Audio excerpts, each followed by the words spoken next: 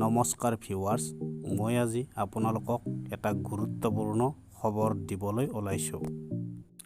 আকৌ অহা ছেপ্টেম্বৰ মাহত হ'ব মেট্ৰিক পৰীক্ষা। এইবাৰ অৱশ্যে বিশেষ মেট্ৰিক পৰীক্ষা হ'ব। মেট্ৰিকত ফেল কৰা 30,000 ছাত্ৰ-ছাত্ৰীৰ 22,000-এ বহিব এই বিশেষ পৰীক্ষাত। হাইস্কুল শিক্ষান্ত আৰু হাই মাদ্ৰাছাৰ মূল্যায়নৰ ফলাফলত অকৃতকাৰ্য হোৱা 30,000 শিক্ষাৰ্থীৰ ভিতৰত 22,000 শিক্ষাৰ্থী অহা ছেপ্টেম্বৰ মাহত হ'ব লগা বিশেষ মেট্ৰিক পৰীক্ষাত অৱতীৰ্ণ হ'ব। 2021 বৰ্ষত ক'ভিড সংক্ৰমণৰ বাবে মেট্ৰিক পৰীক্ষা বাতিল কৰি মূল্যায়ন ব্যৱস্থাৰে ফলাফল ঘোষণা কৰা হৈছিল। এই ফলাফলে উত্তীৰ্ণৰ হাৰ পূৰ্বৰ সকলো অভিলেখ ভংগ কৰিছে।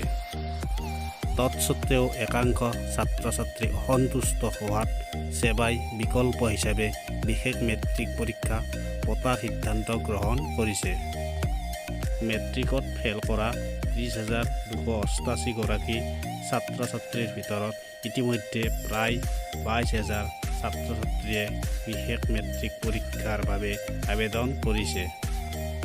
ৰাজ্য চৰকাৰে অহা ছেপ্টেম্বৰ মাহৰ পৰা লকডাউন আৰু নৈশ সান্ধ্য আইনত যথেষ্ট শিথিলতা দিয়াৰ সম্ভাৱনালৈ চাই ছেপ্টেম্বৰ মাহত বিশেষ মেট্ৰিক পৰীক্ষা অনুষ্ঠিত হোৱাটো খাটাং বুলি ক'ব পাৰি।